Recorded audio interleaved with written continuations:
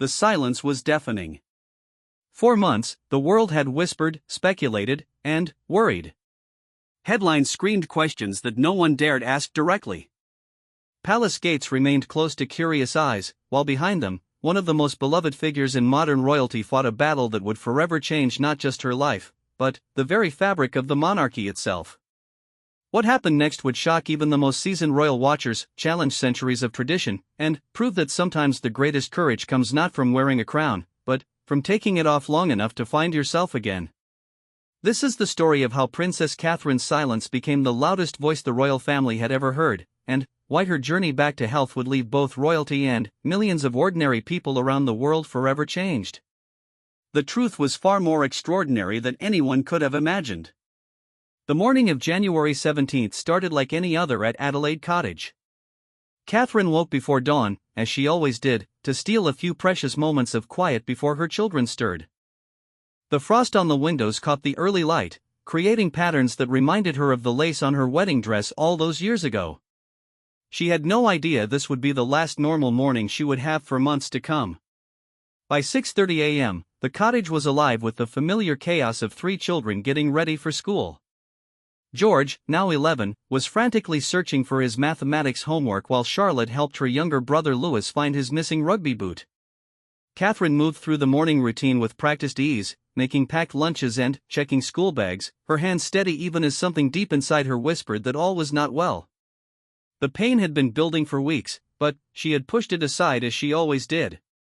There were royal engagements to attend, charity events to host, and a kingdom that expected to see their Princess of Wales smiling and waving. The art of appearing perfect while struggling inside was something she had learned well over the years. It was a skill that had served her through scandals, media storms, and the endless pressure of life under the world's most scrutinizing spotlight.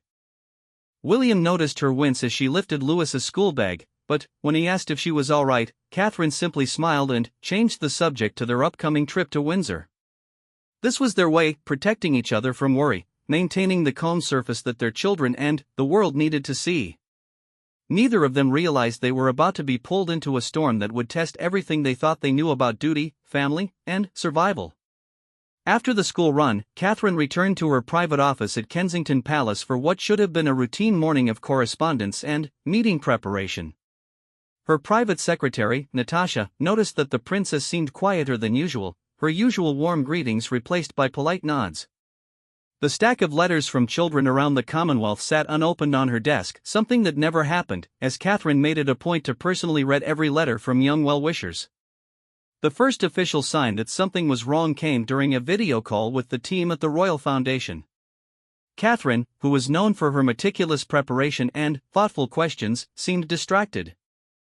She excused herself twice during the 30-minute call, and, when she returned the second time, her face was noticeably pale.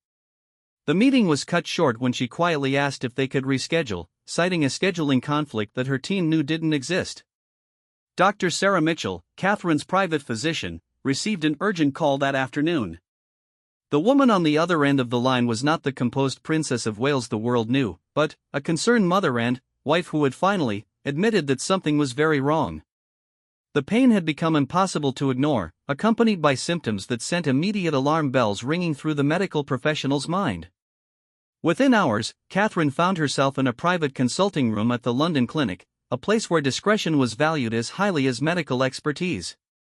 The initial examination confirmed her worst fears. This was not something that could be fixed with rest and painkillers.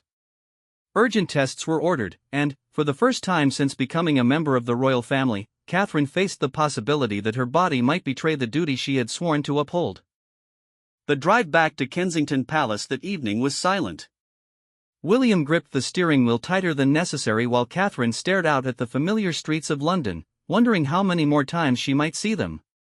The weight of unspoken fears filled the space between them, heavy and suffocating. They had faced many challenges together, the death of his mother, the pressures of royal life, the intense media scrutiny, but this felt different. This was a battle they might not be able to win through careful planning and public duty.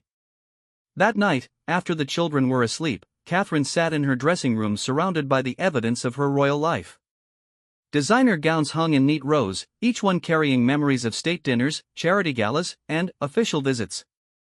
Tiaras that had belonged to Diana sparkled in their cases, waiting for occasions that might never come. For the first time, these symbols of privilege and duty felt more like a burden than a blessing. The next morning brought news that would change everything. Dr. Mitchell's voice was professional but kind as she delivered results that no one wanted to hear. Surgery would be necessary, and soon.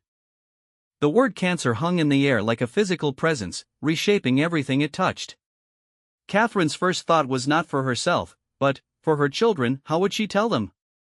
How could she protect them from the fear that was already consuming her?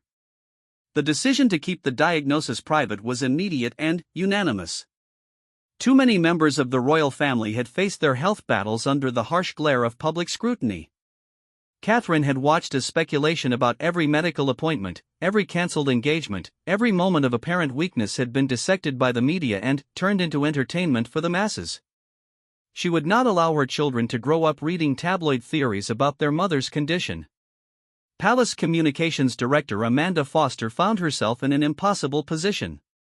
How do you explain the sudden withdrawal of one of the monarchy's most active and beloved members without revealing information the family has chosen to keep private? The initial statement was carefully crafted to reveal as little as possible while buying time for Catherine to process her diagnosis and prepare for treatment. The surgery date was set for late January, just 2 weeks away. In those 14 days, Catherine threw herself into what she privately called her goodbye tour, though she told no one else of this name. She spent extra time reading bedtime stories to Louis, helped Charlotte practice piano with unusual patience, and listened with genuine attention as George explained the complexities of his latest school project. These moments, ordinary and precious, took on new significance as she faced the possibility they might be numbered. William struggled with his own fears while trying to maintain normalcy for their children. His natural tendency was to retreat into duty when faced with emotional crisis, but Catherine's situation demanded something different. She needed a husband, not a future king. The internal conflict between these roles would define much of his journey through the coming months. Friends noticed he seemed more serious than usual, but attributed it to the usual pressures of royal life. The night before surgery, Catherine walked through their private gardens at Adelaide Cottage, memorizing details she had taken for granted. The way the moonlight caught the bare branches of the old oak tree, the sound of the wind chimes William had hung for her birthday, the scent of winter air carrying promises of spring that she might not live to see. These sensory memories would later become anchors during the darkest moments of her recovery. Her mother, Carol Middleton, arrived that evening to help with the children's morning routine. The conversation between mother and daughter was brief but profound. Carol, who had watched her daughter transform from a university student into a global icon, now saw her simply as her child who was afraid. The royal protocol that usually guided their interactions fell away, replaced by the basic human need for a mother's comfort. As Catherine prepared for bed that night, she wrote 3 letters, one for each of her children, to be given to them if something went wrong during surgery. The words came slowly, as she struggled to capture everything she wanted them to know about life, love, and the strength she knew they carried within them. These letters, which would never need to be delivered, represented her deepest fears and her greatest hopes for their futures. The last entry in her private diary before surgery was simple but profound. Tomorrow I stop being the Princess of Wales and become just Catherine again. I pray that will be enough to survive what's coming. Little did she know that this stripping away of royal identity would prove to be exactly what she needed to find the strength for the battle ahead. William sat beside her as she fell asleep, watching the peaceful expression on her face and wondering if this might be the last time he would see her without the shadow of illness hanging over them. In a few hours, their carefully constructed life would be placed in the hands of surgeons, and nothing would ever be quite the same again.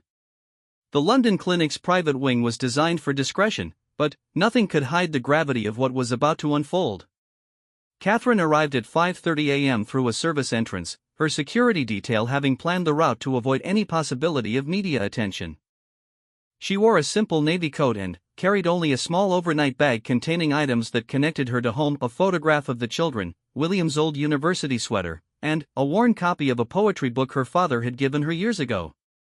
Dr. James Crawford, the surgeon who would lead Catherine's operation, had performed hundreds of similar procedures, but never under such intense secrecy. The operating theater was cleared of all non-essential personnel, and even the medical team had signed additional confidentiality agreements. As Catherine was prepared for surgery, she thought not of the crowds who had cheered for her or the duties waiting for her return, but of Charlotte's laugh and the way Louis still reached for her hand when crossing busy streets. William spent those long hours in a private waiting room, staring at walls that had witnessed the fears of countless other families. He found himself remembering their wedding day, how calm and radiant Catherine had been as she walked down the aisle of Westminster Abbey, how her smile had steadied his nerves in front of 2 billion viewers. Now he could only wait and hope that same inner strength would carry her through this battle. The surgery revealed the full extent of what they were facing. Dr. Crawford emerged after 4 hours with news that was both better and worse than expected. The operation had been successful, but the pathology results would determine the next steps. For now, Catherine would need to focus on healing, but the possibility of additional treatment loomed over everything like a dark cloud. Recovery was unlike anything Catherine had experienced. The woman who had given birth to 3 children with characteristic grace and dignity now found herself weak, disoriented, and completely dependent on others for the most basic needs. The private hospital room became her world, 4 walls that contained her fears, her pain, and, slowly, her determination to fight back.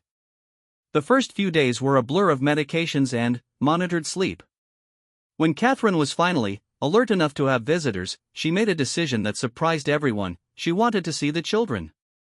Palace officials worried about the security implications and the emotional impact on George, Charlotte, and Louis, but Catherine was firm.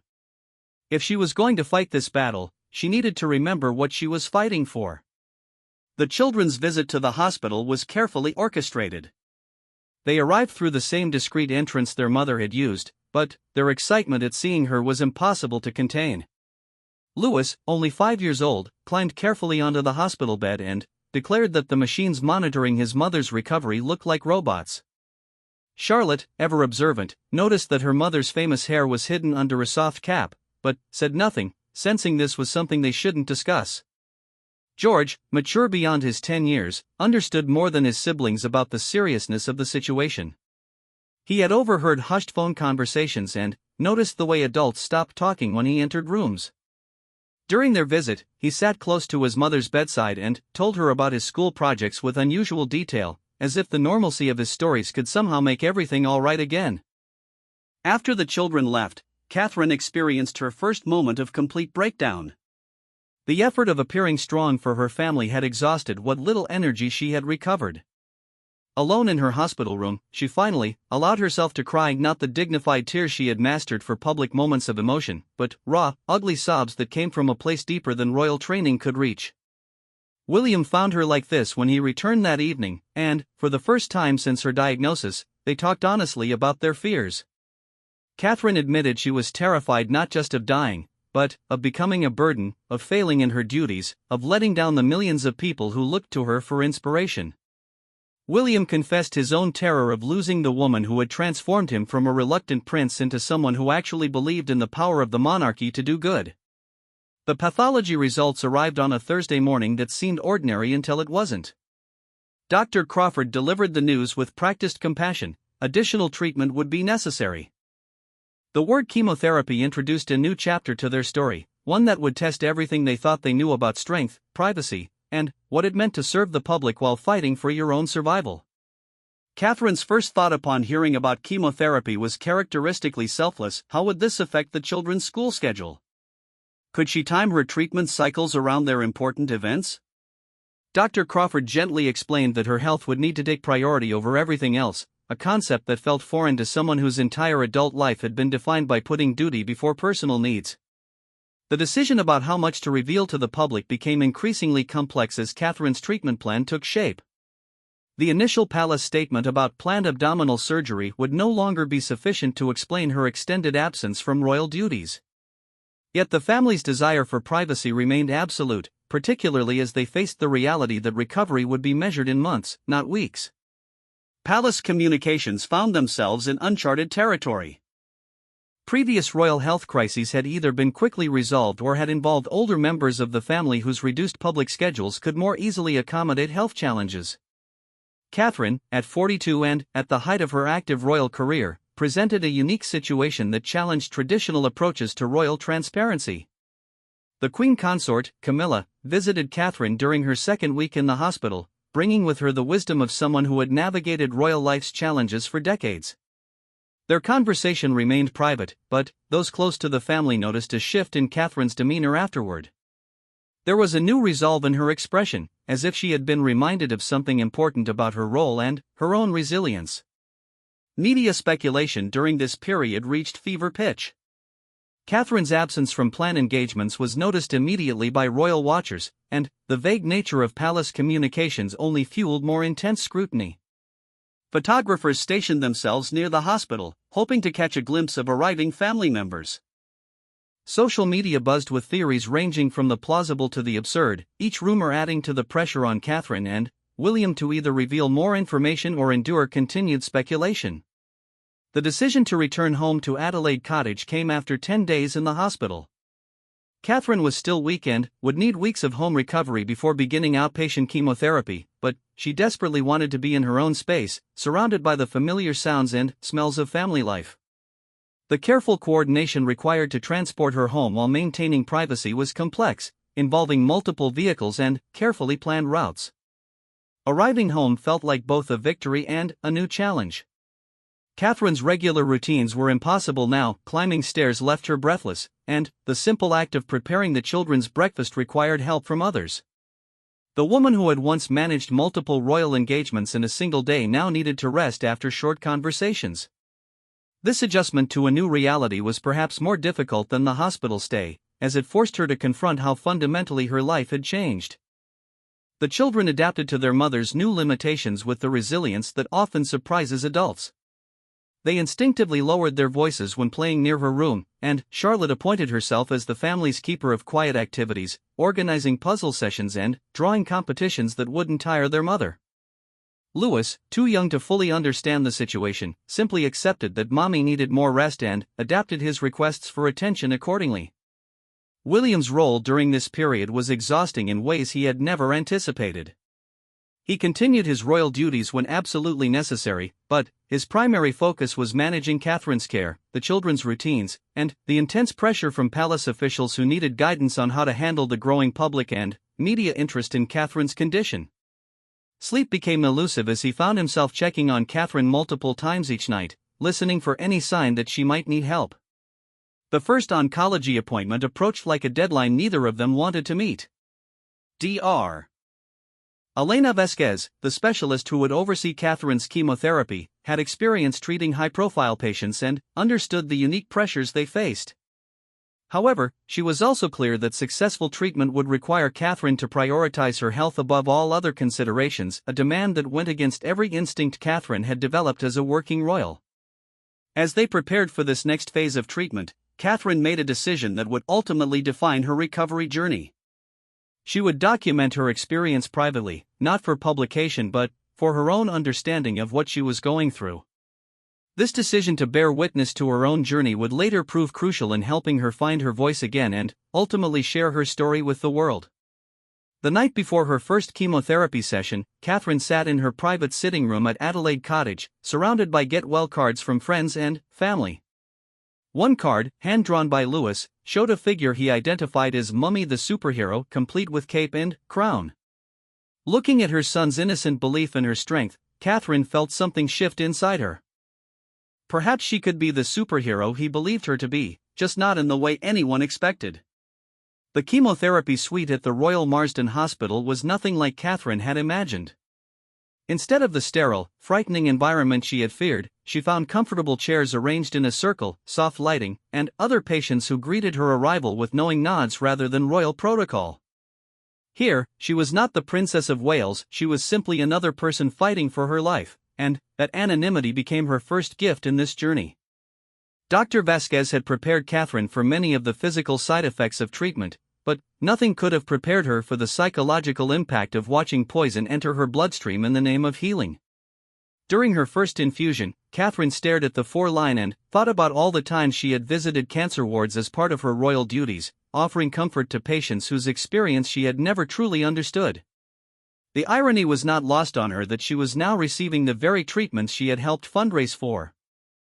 The chair next to Catherine's was occupied by Margaret Chen, a retired teacher who had been coming to the same infusion center for 6 months. Margaret treated Catherine exactly as she treated every new patient, with kindness, practical advice, and absolutely no special deference. This normal human interaction became precious to Catherine, who had spent years surrounded by people who were paid to agree with her or who wanted something from her. During their hours together in treatment, Margaret shared stories about her grandchildren, her garden, and her fears about the future. Catherine found herself opening up in ways she hadn't since university, talking about her real worries for her children and her struggles with feeling useful when she could barely get through a day without exhaustion. These conversations, unguarded and genuine, began to heal something in Catherine that had been damaged by years of careful public performance. The physical effects of chemotherapy arrived exactly as predicted. Catherine's famous hair, which had been photographed and analyzed by fashion magazines around the world, began falling out 2 weeks after her first treatment. She first noticed it on her pillow one morning, then, more dramatically, in the shower. William found her sitting on their bathroom floor, holding clumps of her hair and crying, not from vanity but from the visual proof that she was truly sick. The decision to cut her hair short before it could fall out completely became a family affair. Charlotte, with her artistic eye, helped choose a style that would look intentional rather than medical. George researched online to find photos of other women who looked beautiful with short hair. Louis, ever practical, suggested she could wear hats like his football coach. Their matter-of-fact acceptance of this change helped Catherine see it as just another adaptation rather than a loss. William struggled most with watching Catherine's physical transformation. The woman he had fallen in love with at university, who had walked confidently down the aisle of Westminster Abbey, was now often too tired to climb stairs without assistance. He found himself grieving not just for her illness but for the effortless partnership they had developed over years of royal duties. Everything now required planning, consideration of her energy levels, and backup plans in case she felt unwell. The children's schools were quietly informed of the family's situation, and teachers were asked to watch for any signs that the stress was affecting George, Charlotte, or Louis. Surprisingly, the children seemed to adapt more easily than the adults around them. They developed their own ways of helping. George took over walking the family dog, Charlotte organized quiet activities for when their mother rested, and Louis appointed himself chief joke teller, determined to make his mother laugh every day. Palace life had to be completely reorganized around Catherine's treatment schedule. Private secretaries who had managed her calendar around royal duties now coordinated with medical appointments. The red boxes of government papers that usually arrived daily for Catherine's review were suspended indefinitely. For someone whose identity had become inseparable from her work, this forced inactivity was as challenging as the physical symptoms of treatment. The media silence around Catherine's condition became increasingly difficult to maintain as weeks turned into months. Royal correspondents noted every cancelled engagement, analyzed the timing of William's solo appearances, and speculated endlessly about what could require such an extended absence. Social media amplified every theory, from the reasonable to the wild, creating a constant background noise of speculation that added stress to an already difficult situation. Amanda Foster, the palace communications director, found herself in daily discussions about how much longer they could maintain their current approach. Public interest was not diminishing; if anything, the lack of information was creating more intense scrutiny. Yet Catherine's doctors were clear that stress could negatively impact her recovery, and media attention was one of the greatest sources of stress in her life. The third month of treatment brought both a major setback and an unexpected breakthrough. Catherine's response to chemotherapy was slower than hoped, requiring adjustments to her treatment plan that extended the duration of her therapy. This news sent her into a period of depression that was as dangerous to her recovery as any physical symptom. For several weeks, she struggled to find motivation for treatment, questioning whether the fight was worth the suffering it required. The breakthrough came from an unexpected source. Louis, with the directness that only a 5-year-old possesses, asked his mother why she was so sad when everyone was working so hard to make her better. His question forced Catherine to articulate her fears and, in doing so, helped her realize that her despair was robbing her family of hope. If she gave up, what message was she sending to her children about facing life's challenges? Catherine's relationship with Margaret Chen deepened during this difficult period. Margaret had faced her own treatment setbacks and understood the psychological battle that accompanied the physical one. She introduced Catherine to other long-term patients who had learned to find joy and meaning even during the hardest parts of their treatment. These friendships, formed in the most unlikely circumstances, became Catherine's lifeline when royal duty and public expectations felt overwhelming. Dr. Vasquez suggested that Catherine consider speaking with a counselor who specialized in helping patients adjust to serious illness. Initially resistant to the idea, counseling felt too much like admitting weakness. Catherine eventually agreed when she realized her emotional state was affecting her family. These sessions, conducted in complete confidentiality, became the place where she could express fears and frustrations that she felt unable to share with anyone else. The counseling sessions revealed how much Catherine's identity had become tied to her ability to serve others. Without her royal duties, she struggled to feel valuable or purposeful. Working with her counselor, she began to understand that her worth as a person was separate from her ability to perform royal functions, a distinction she had never been forced to make before. This personal work became as important to her recovery as the medical treatment. Spring arrived with its usual promise of renewal, but Catherine's treatment was entering its most difficult phase. Higher doses of chemotherapy were necessary to ensure the cancer did not return, but these came with more severe side effects. She lost more weight, experienced nausea that made eating difficult, and developed a sensitivity to light that made even brief outdoor time uncomfortable. Yet something in her spirit had strengthened during the psychological work of winter. The decision about when and how to eventually return to public life began to take shape during this period. Catherine knew she wanted to share her experience in some way, both to explain her absence and to help others facing similar battles. However, she also knew she needed to complete her treatment and regain her strength before taking on the emotional demands of public communication about such a personal journey. William noticed the change in Catherine's approach to her illness during this phase. Where she had once seen treatment as something to endure until she could return to her real life, she now seemed to view it as part of a larger journey toward understanding herself and her purpose. She began talking about what she might do differently when she did return to royal duties, how her experience might inform her choice of charities and causes. The children, too, had evolved through this experience. George had developed a mature understanding of what his mother was facing and often served as translator for his younger siblings when they didn't understand why Mommy couldn't do certain things. Charlotte had become fiercely protective of her mother's rest time, policing household noise levels with determination. Louis, still young enough to accept the situation without fully understanding it, had become everyone's source of lightness and laughter. As Catherine entered the final phase of her treatment, she began working on the words she would eventually use to tell her story. She wanted to be honest about the fear and difficulty without frightening others who might face similar diagnoses. She wanted to acknowledge the privilege that had made her treatment easier while recognizing the universal aspects of facing serious illness. Most importantly, she wanted to find a way to transform her most vulnerable experience into something that could help others. The woman who had once worried about saying the wrong thing in a royal engagement was now preparing to speak more honestly than any member of the royal family had ever spoken publicly. This transformation from perfect princess to authentic human being would prove to be the most important outcome of her entire ordeal. The decision to break her silence came on a Tuesday morning in early September, exactly 8 months after her surgery. Catherine woke feeling stronger than she had in months, and, for the first time since her diagnosis, she felt ready to face the world beyond the protective walls of Adelaide Cottage. Her final chemotherapy session was scheduled for the following week, and she knew the time had come to take control of her own narrative before others continued to write it for her. William found her in their private sitting room, writing in the journal she had kept throughout her treatment. The pages were filled with honest reflections about fear, hope, pain, and discovery, thoughts that had never been shaped by royal protocol or public relations considerations.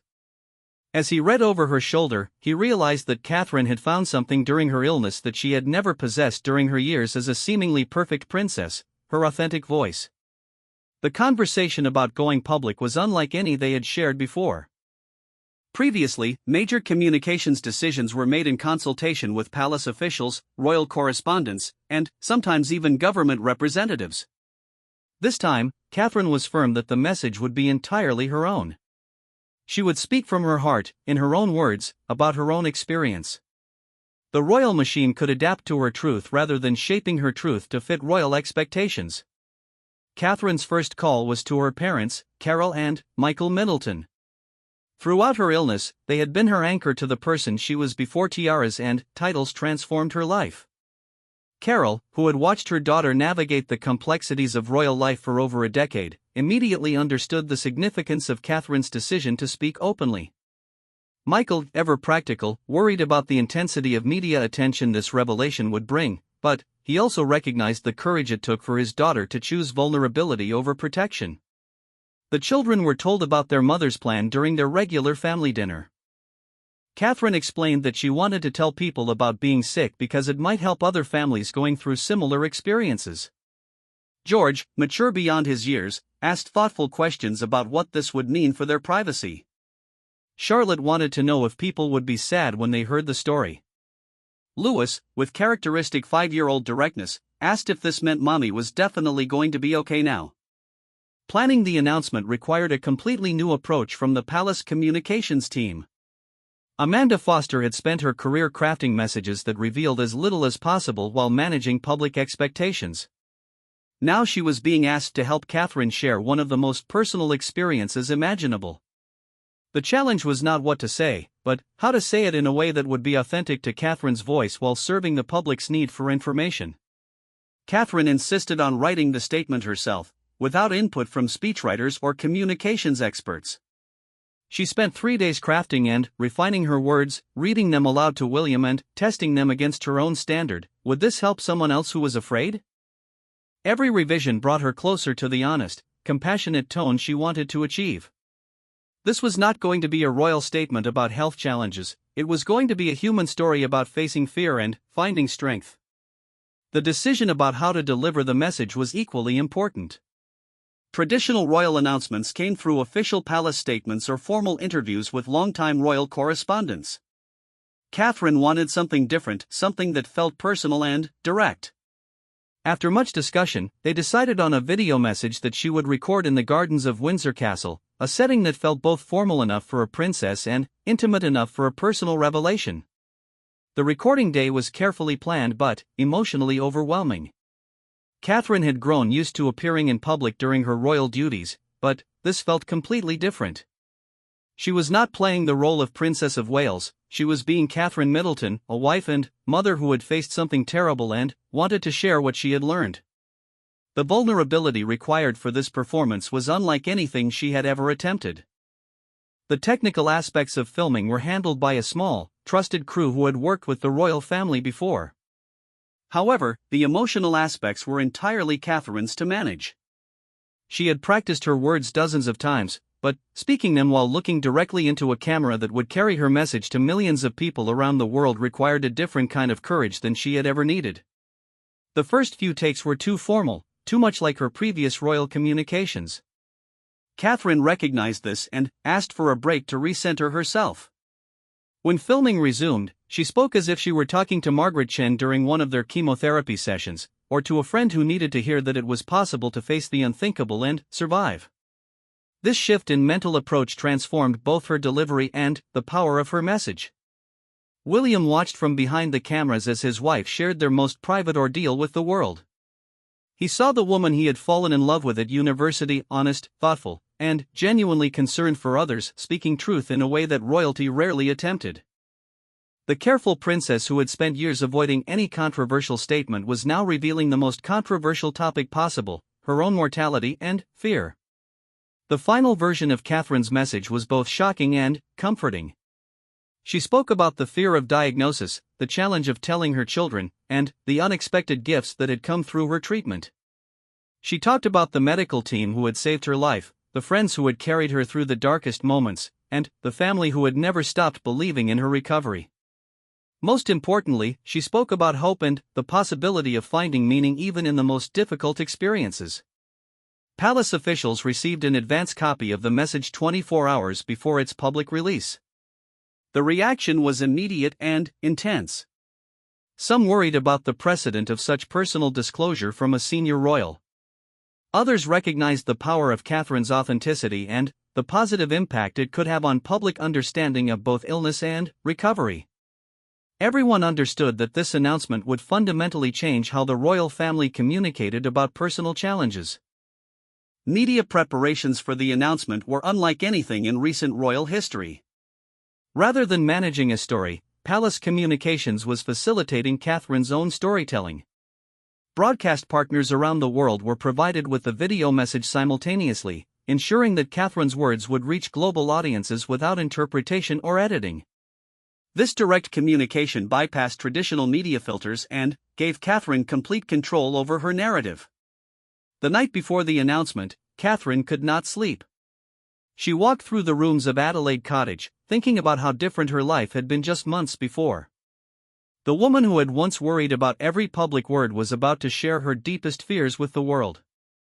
Yet instead of the anxiety she might have expected, she felt a profound sense of relief. The silence that had protected her privacy had also isolated her from the support and understanding she needed. William spent that sleepless night discussing last-minute concerns and preparations. They talked about how to handle the children's reactions to the public response, how to manage the intense media interest that would follow, and how to protect the privacy they would still need as Catherine completed her recovery. They also talked about the future, how this experience had changed their understanding of their roles and their marriage. The morning of the announcement, Catherine woke early and spent time in prayer and meditation. She thought about all the people who had supported her through this journey, from Dr. Crawford and Dr. Vasquez to Margaret Chan and her fellow patients. She thought about the letters she had written to her children that they would never need to read and the fear she had faced that had ultimately made her stronger. Most of all, she thought about the person she had become through this experience and how different she was from the princess who had entered the hospital so many months before. As the final preparations were made for releasing her message to the world, Catherine felt something she had not experienced in years of royal duty: complete alignment between her public role and her personal truth.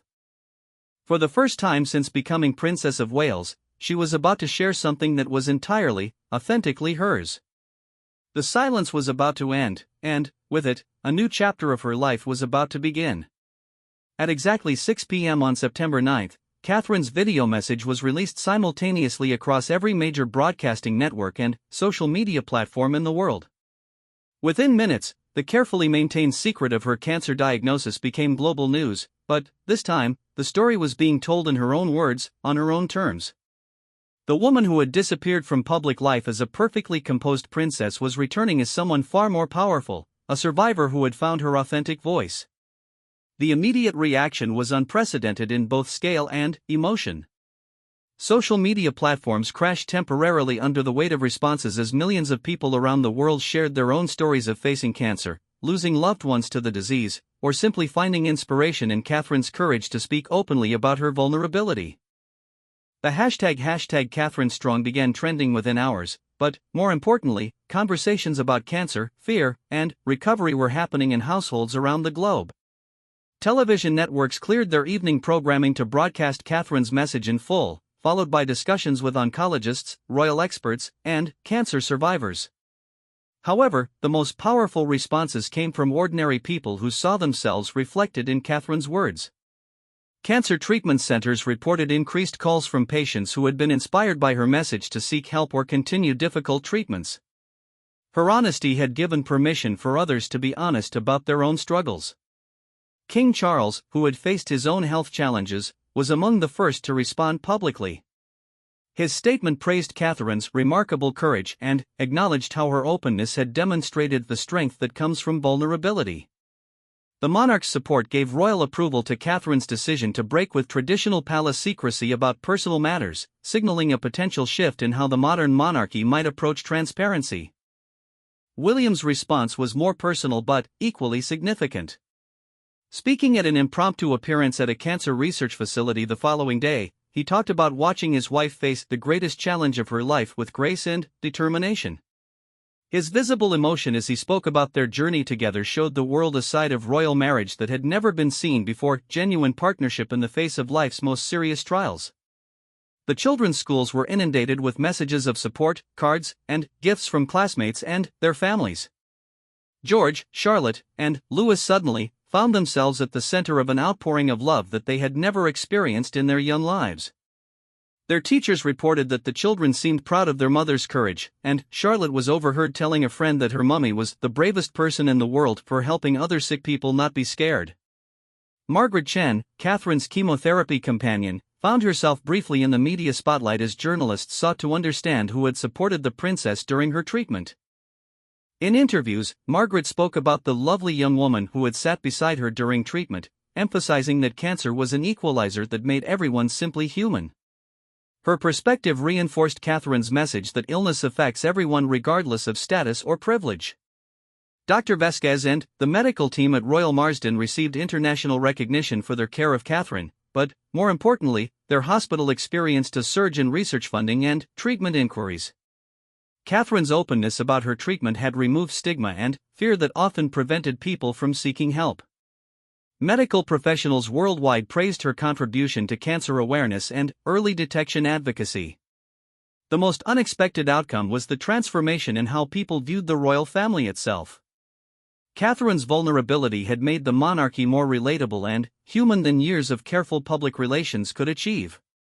Public opinion polls showed increased support for the royal family, but, more significantly, they showed increased trust in their authenticity. People felt they had been allowed to see the real person behind the title, and they responded with unprecedented warmth and support. Palace communications found themselves managing a completely different type of media attention. Instead of speculation and rumors, they were coordinating responses to genuine offers of help, support, and partnership.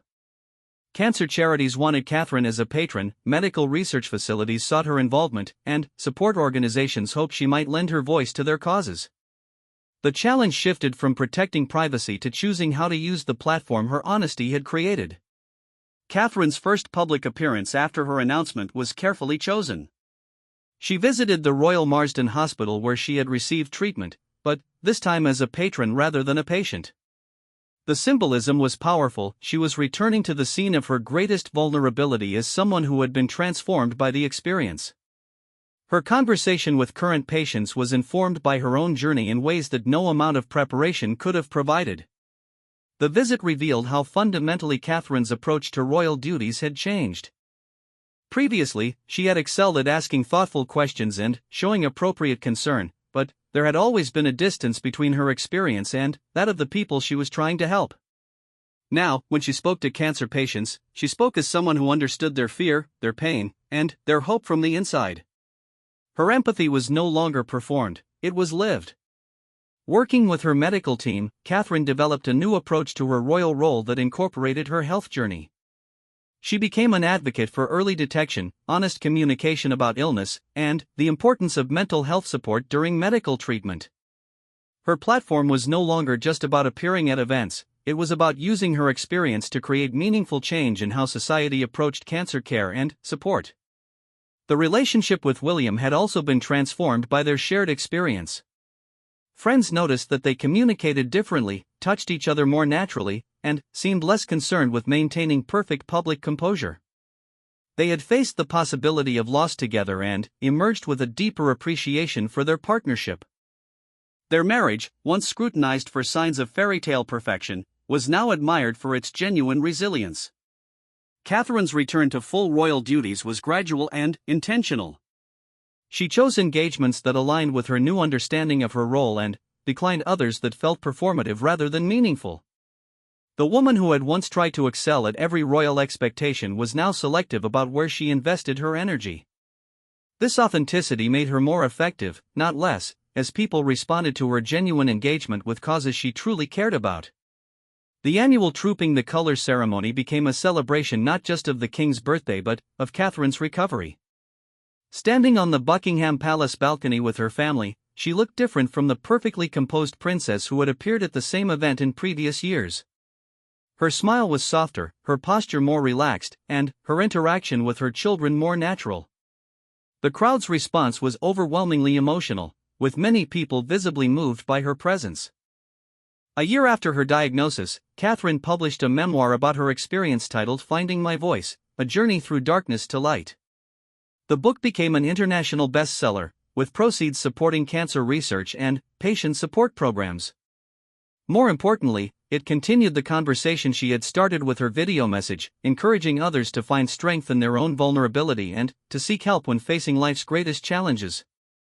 The memoir revealed details that had been too personal for her initial announcement. She wrote about the night terrors that had accompanied her early treatment, the guilt she felt about burdening her family, and the unexpected joy she had found in small moments during her recovery. She also wrote about the spiritual journey that had accompanied her physical healing, and how facing mortality had clarified what truly mattered in her life.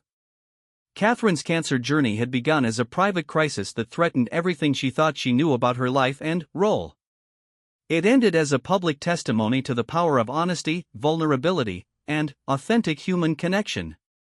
The princess who had spent years perfecting the art of saying nothing meaningful had discovered that her most important message came from sharing her deepest truth. The woman who returned to public life was fundamentally different from the one who had been diagnosed with cancer. She had lost her hair, her sense of invulnerability, and her belief that she had to be perfect to be worthy of love and respect. In return, she had gained her authentic voice, deeper relationships, and a sense of purpose that was entirely her own.